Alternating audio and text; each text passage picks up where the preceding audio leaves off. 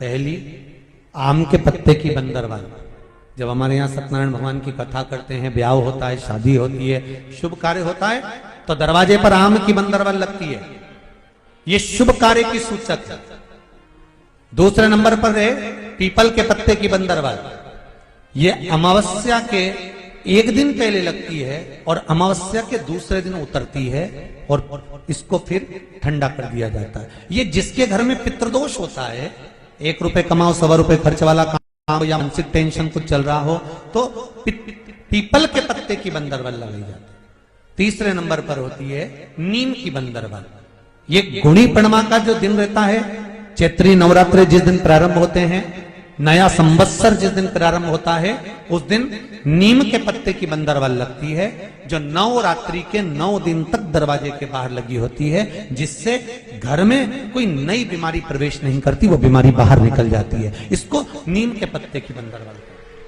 चौथे नंबर की होती है आम के पल्लव, आम के पत्ते, पीपल के पत्ते और नीम के पत्ते, इन तीनों की बंदरवाल। ये बंदरवाल दशहरे के दिन लगती है। 10वीं तिथि को लगकर एकादशी, द्वादशी तक लगी रहती है और त्रयोदशी के दिन इसको निकालकर विसर्जन कर दिया जाता है। ये जिस घर में लोग चिड़चिड़ प्रवृत्ति करते हो, क्रोध उत्पन्न होता हो, घर में सामंजस्य नहीं बन रहा हो, आपस में क्लेश बढ़ रहा हो, कोई किसी की नहीं सुनता हो, तब ये आम के पत्ते की, पीपल की और नीम के पत्ते की पल्लव बंदरवाल लगाई जाती है। ये दशहरे के दिन 10वीं के दिन लगती है। 10वीं, एकादशी, द्वादशी और त्रयोदशी के दिन इसको निकाल दिया जाता है। महाराज ये एक बंदरवाल, ये 4 तरह की बंदरवाल हमारे हिंदू धर्म में वर्णन करी गई है महाराज, जो दरवाजे पर लगाई जाती है, शुभ कार्य के लिए इसको लगाया जाता है। भगवान शिव ने कहा कामदेव आम के पत्ते में छुप कर शांत हुआ। और कितनी महत्वता कलश की महाराज। जिनके घर में ज्यादा रोग हो, बीमारी हो, ज्यादा तकलीफें आ रही हो, कष्ट बढ़ रहा हो, बीमारियां बढ़ रही हो, या भय लग रहा हो, डर लग रहा हो, हृदय चित्त में कहीं ना कहीं आपको भय का भान हो रहा हो, तो 1 लोटा पानी, एक कलश में जल भर कर रख लीजिए और रात भर उसको रखे रहने दो। नवरात्र चल रहा है, उस कलश को रात भर रखकर सुबह सुबह उस कलश में एक बेलपत्र डालकर उस जल को नीम के पेड़ के नीचे, जहां नवरात्रि में नीम के पेड़ के नीचे सारी विद्याएं, आद्य शक्तियां, सारी देवी उस नीम के पेड़ के नीचे विराजमान रहती हैं। उस कलश में एक बेलपत्र डालकर रात भर रखकर उस जल को पूरे घर में घुमाकर उस नीम के पेड़ के नीचे समर्पित कर दीजिए महाराज। घर में भय लगना बंद हो जाएगा, कोई बड़ी बीमारी आपको घेरेगी नहीं और उस बीमारी से, उस रोग से आप मुक्त रहेंगे। उस बीमारी से अष्टमी के दिन कन्याओं का भोजन कराओ या नवमी के दिन कन्याओं का भोजन कराओ, पर देवी भागवत तो कहती है, देवी भागवत तो वर्णन करती है कि पहले नवरात्रे से लेकर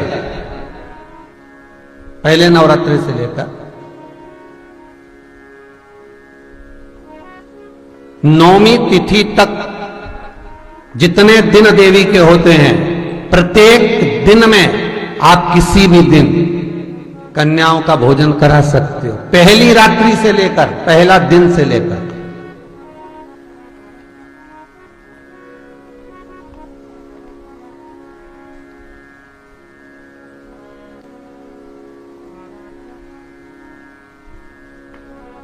नवरात्रि मालूम है कब से लगती है?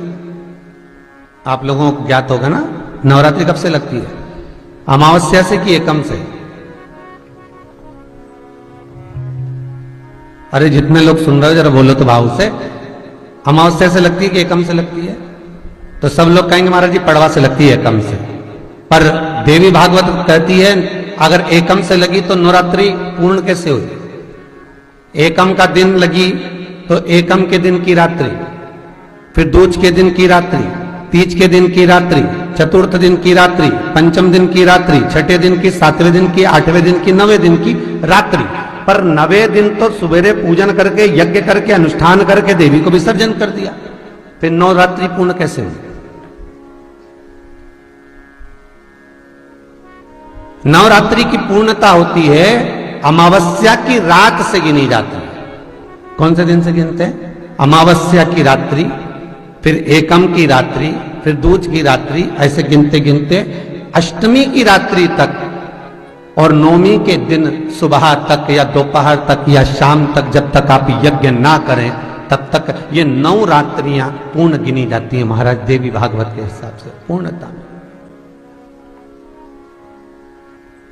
में गिनी जाती। अब हमने कन्या भोजन का जो क्रम बनाया, अष्टमी के दिन करा देंगे, नवमी के दिन करा देंगे, इस तिथि को करा देंगे, पर भाव देखिए।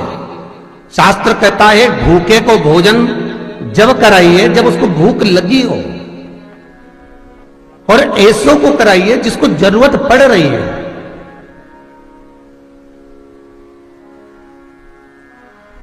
या चैत्र नवरात्रे में, शरदीय नवरात्रे में, आषाढ़ी नवरात्रे में,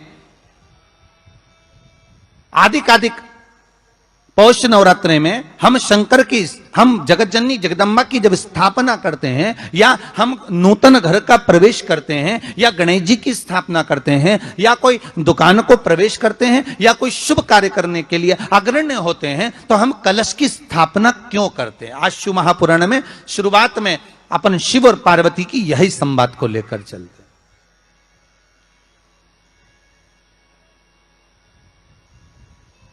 आखिर कलश में ऐसा क्या है? कलश के अंदर आखिर ऐसा क्या विराजमान है कि 33 कोटि देवता उस कलश के अंदर आकर बैठ जाते हैं महाराज?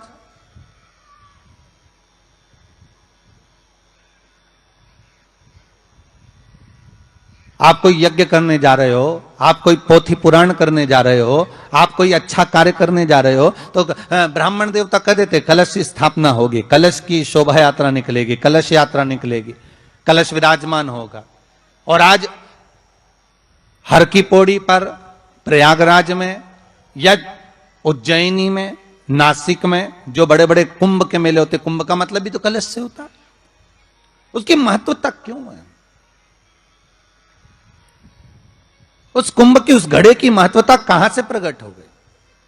शिव महापुराण की कथा कहती है महाराज, भगवान ओघड़दानी शंकर स्वयं आद्य शक्ति जगदम्बा से कहते हैं कि जगदम्बा तू क्या चाहती है बोल। तो जगतजननी जगदम्बा कहती है कि जहां मैं हूं वहां शंकर है। ये आपने कह दिया, पर जहां शंकर है वहां पार्वती का होना जरूरी है। उसके लिए सिद्ध करने के लिए एक स्थान ऐसा बनाया जाए जहां पर शंकर विराजमान है और शंकर के साथ पार्वती विराजमान है। तो शिव जी ने कहा पार्वती, उसके लिए मैं तुझे एक सुंदर कलश का निर्माण कर देता हूं। दुनिया का रचनाकार, दुनिया की रचना करने वाले महाराज, संपूर्ण ब्रह्मांड की रचना करने वाले, जिनको भगवान शिव ने स्वयं ब्रह्मदेव से कहा है कि ब्रह्मा जी तुम सृष्टि खंड को आगे बढ़ाइए, सृष्टि की रचना करिए। और आज ही के दिन, यही चैत्रीय प्रतिपदा के दिन, यही इसको कहते हैं नया संवत्सर, नया वर्ष। हिंदू धर्म में क्यों कहा जाता है? आज ही के दिन ब्रह्मा जी ने महाराज सृष्टि की रचना करना प्रारंभ करा था। आज ही के दिन भगवान शिव और ब्रह्मा का संवाद हुआ था। सीधे भगवान शंकर ब्रह्मदेव के पास जाकर बोले थे, हे ब्रह्मदेव आप सृष्टि की रचना करिए। तो ब्रह्मा जी ने पूछा था, सारे नक्षत्र आपने बनाए, सारे दिन आपने बनाए, सारी घड़ियां आपने बनाई, सारा पल आपने बनाया, मनुष्य की श्वास गिनती, काउंटिंग, अर्थात मनुष्य के शरीर की रोमावली, ये सब आपने निश्चित करी है। और नवरात्रि में भी देवी की आराधना का एक स्मरण का सुख है महाराज। ज्योत का विधान है, नवरात्रि में देवी की ज्योत लगती है, अखंड ज्योति लगती है, जवारे बुआए जाते हैं, कलश लगता है। ज्योत का भी विधान है, जिसके यहां दिया अखंड जलाया जाता है, अगर वो दिए की लो, दिए की बाती अगर दक्षिण दिशा की होती है तो उसके घर में साल भर में एक घात जरूर होती है।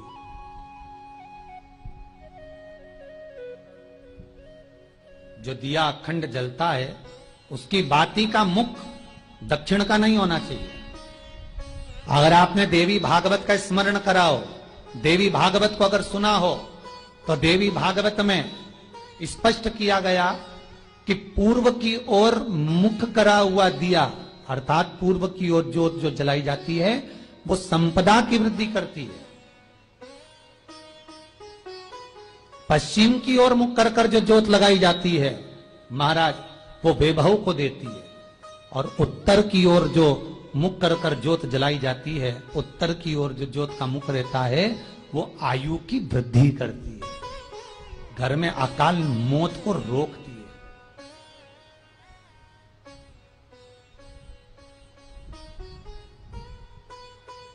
यात्रे का जो भाव तत्व है उसको भी अच्छे से समझ लेना। दक्षिण की ओर ज्योत ना लगाएं, अगर आपको लगाना है पूरब की लगाएं, पश्चिम की लगाएं या उत्तर की लगाएं।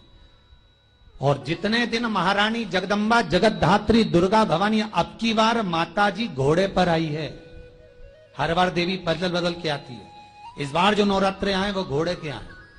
तो घोड़े पर जो देवी जी आती है वो समृद्धि को देने वाली आती है, लक्ष्मी की वृद्धि करने वाली आती है। जैसी घोड़े की रफ्तार होती है उस रफ्तार से लक्ष्मी घर में आती है। तो ये मत सोचना कि कोरोना महामारी ने हमको नीचे गिरा दिया या कोरोना महामारी ने रोक दिया, कमाई के स्रोत रोक दिए, धन रोक दिया, चिंता मत करना।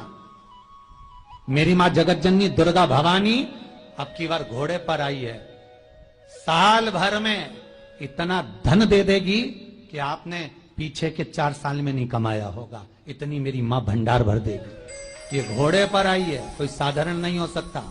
देवी भागवत में स्पष्ट किया गया, जब जगदम्बा मगर पर आती है उसका भाव अलग है, और जगदम्बा जब हाथी पर आती है उसका भाव अलग है, और जगदम्बा जब घोड़े पर आती है तो जगत को समृद्धिवान बना देती है, वैभव में कमी नहीं आती।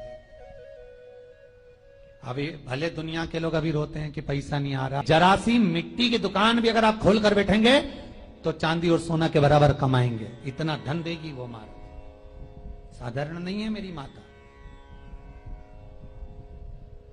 तात्विक सुख का आनंद देने वाली, लाभ तत्व प्रदान करने। और नवरात्रि में भी अगर आपकी कोई कामना है, आपकी अगर इच्छा है, आपका मन है, तो जगत जननी की आराधना करो। पति और पत्नी में अगर क्लेश है तो जगदम्बा के मंदिर में मक्खन चढ़ाओ, प्रेम बढ़ जाएगा। आपको लगता है कि पति कोई अन्य स्त्री से लगा हुआ है या परिवार टूट रहा है, तलाक तक पहुंच गया है, तो माता के मंदिर में आप ध्वजा लगवाइए, उस ध्वजा पर मक्खन लगाकर लगवाइए, आपको लाभ मिलेगा। महाराज, यदि आपको लगता है कि बच्चे बहुत ज्यादा अपशब्द बोल रहे हैं, मुंह चला रहे हैं और प्रेम नहीं रख रहे, तो माता के मंदिर में लाल पुष्प, लाल चंदन और लाल चूड़ी मां को समर्पित करिए, प्रेम बढ़ेगा। बच्चा कभी आप जी से कम नहीं बोलेगा, प्रेम की भाषा निकलेगी मुझसे।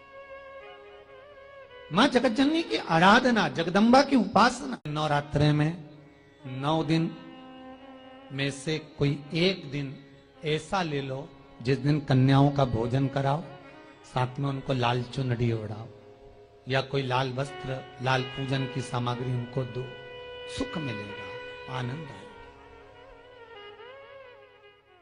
महाराज क्यों बोते हैं? उसको बोने का कारण क्या है? केवल कोई कहे कि हम ठाकुर जी को भजते हैं, भगवान कृष्ण को भजते हैं, कोई कहे हम तिरुपति बालाजी को, नारायण को भजते हैं, कोई कहता है कि हम हरि विठल को, पांडुरंगा को भजते हैं, हमारे यहाँ हम इनको भजते हैं तो जवारे नहीं बोते। ना ना, पुष्टि मार्गी है, ठाकुर जी की सेवा करने वाला है, उसके यहाँ भी ये 9 दिन जवारे बोए जाते हैं। रामानुज संप्रदाय से जुड़ा हुआ है, नारायण की पूजन कर रहा है, उसके घर में भी जवारे बोए जाते हैं। पांडुरंगा हरि विठल की उपासना कर रहा है, उसके घर में भी जवारे बोए जाते हैं। जवारे का महत्व हमारे यहाँ शास्त्र कहता है। क्या महत्व है उसका, क्या फल है उसका? महाराज, जब देवी माता ने दुर्गा भवानी को पंचायत में बुलाया गया, शिव पंचायत में मां दुर्गा बैठी हुई है, और शिव पंचायत में जब दुर्गा भवानी बैठी, उपद्रवियों ने उपद्रव मचाया, अहंकारियों ने अहंकार मचाया, असुरों ने, राक्षसों ने हाहाकार मचाना प्रारंभ करा। तब उस समय पर देवाधिदेव महादेव माता पार्वती को देखकर, दुर्गा भवानी को देखकर मुस्कुरा रहे थे। केवल शिव मुस्कुरा रहा है, पार्वती को देखकर, दुर्गा भवानी को देखकर, मां जगत जननी को देखकर केवल मुस्कुरा रहा है। तब देवता सूर्य नारायण ने भगवान शिव जी को देखकर हाथ जोड़कर प्रार्थना करी। भास्कर देव बोले, सूर्य नारायण बोले, बाबा मेरे मन के संशय को मिटा दीजिए। शिव जी ने पूछा क्या काम है, बोलो क्या चाहते हो। शंकर भगवान से सूर्य देव भास्कर देव कहते हैं, प्रभु आपके मुस्कुराने का कारण क्या। भारत की भूमि पर जितनी जगह पर भी आप लोग कथा सुन रहे हो, आस्था चैनल पर, फेसबुक, यूट्यूब पर जितने लोग कथा सुन रहे हो, बड़े ध्यान से सुनना कि जवारे क्यों बोए जाते हैं। नवरात्रि में जवारे की महत्वता क्यों होती है, क्यों बोया जाता है, मिट्टी में गेहूं डालकर क्यों उत्पन्न किया जाता है, उसकी महत्वता क्या है। सूर्य नारायण पूछ रहे हैं भगवान देवादिदेव महादेव से, आप दुर्गा भवानी को देखकर मुस्कुराए, आप हंसे हैं, आपके चेहरे पर प्रसन्नता आई है, कारण क्या। और महाराज देवादिदेव महादेव ने कहा, यहां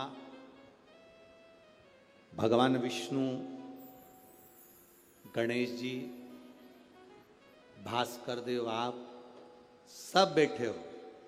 असुरों ने आक्रमण कर दिया, असुरों ने आक्रमण करा है, और वह असुर आक्रमण कर दिए हैं तो वो असुर प्रवेश कर रहे हैं, उपद्रव मचाकर, हाहाकार कर कर नष्ट करने वाले हैं इस पूरी पृथ्वी को। तो फिर उसको बचाएगा कौन, कैसे बचेगा। शिव जी ने कहा चिंता मत करो। दुर्गा ने अपने केश का स्मरण किया, एक केश को माता पार्वती जी ने अपने हाथों से छुआ, छूते ही एक कुंड में सुंदर जवारे उत्पन्न हुए हैं। जब तक वो जवारे बड़े नहीं हो जाते, जब तक वो जवारे थोड़े प्रबल नहीं हो जाते, तब तक एक भी असुर प्रवेश नहीं कर सकता, हाहाकार नहीं मचा सकता और अंदर आ नहीं सकता। शिव महापुराण की कथा कहती है, जवारे जिसके यहाँ बोए जाते हैं, जवारे का, आप लोग कहते हैं कहीं पर देवी जी बैठी हैं, किसी के यहाँ मिट्टी की मूर्ति आई, 21 फीट की, 41 फीट की, 15 फीट की, 10 फीट की, 25 फीट की देवी जी की प्रतिमा स्थापना हुई।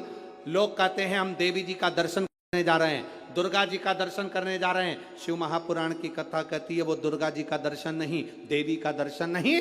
नवरात्रे में जहां जवारे बोए जाते हैं वहां मात्र आप पांव रखते हैं तो अपने घर में से क्लेश दूर हट जाता है, अहंकार दूर हट जाता है, अभिमतता दूर हट जाती है, तकलीफें दूर हट जाती है। जिसके घर में जवारे बोए जाते हैं वहां से अहंकार, काम, लोभ, आसक्ति, वासना, तृष्णा और दुख, तकलीफें दूर हट जाती है। तो जवारे का मूल का तत्व आनंद, सुख। महाराज उसको समझने वाला समझ सकता। चैत्री नवरात्रे का 5वां दिन रहा है और मान लो कि आपके घर में किसी बच्चे की, लड़के की या लड़की का या मंगल विवाह नहीं हो रहा हो या शादी नहीं हो रही हो, या उस लड़के लड़की के लिए बहुत प्रयास कर लिया आपने और उसकी शादी हो ही नहीं रही, अथक प्रयास आपने कर लिया और उसका मंगल विवाह नहीं हो रहा, तो ये देवी भागवत में स्पष्ट कहा गया, देवी भागवत में वर्णन किया गया, देवी भागवत में वर्णित किया गया। और देवी भागवत में कहा गया कि आम का जो पत्ते होते हैं, आम का जो पत्ता होता है, आम का जो पल्लव होता है, उस आम के पत्ते पर हल्दी और सिंदूर, इन दोनों से स्वस्तिक का निर्माण किया जाए। देवी भागवत का संवाद है, बहुत ध्यान देना महाराज। जिन कन्याओं का विवाह ना हो पंचमी के दिन, नवरात्रे की कोई सी भी पंचमी, मतलब जो पंचमी तिथि पड़ेगी, कोई भी नवरात्रा हो, चाहे वो 4 नवरात्रे में से, चाहे वो पौष का हो, अश्विन का हो, चैत्र का हो, आषाढ़ का हो, किसी भी नवरात्रे में आप कर सकते हैं। एक पान के पत्ते पर, एक ही पत्ते पर जो दो स्वस्तिक बनेंगे, एक हल्दी का बनेगा, एक सिंदूर का बनेगा। बस अंतर इतना है, जो हल्दी का स्वस्तिक है उस पर कंकु के चावल अर्थात रौली के चावल, रौली कुंकू के चावल रखना है, और जो सिंदूर का है उस पे हल्दी के चावल रखना। इतना रखकर जिस लड़का लड़की का विवाह नहीं होता उसकी हथेली पर रखकर उसका नाम और गोत्र बोलकर महाराज उसको ले जाकर नीम के पेड़ के नीचे उसको रख दिया जाता है। मात्र 3.5 या 4 महीने ऐसे रहते हैं जिसके अंदर उस लड़का लड़की का विवाह पक्का हो जाता है। जिसका विवाह नहीं होता केवल उसी के लिए।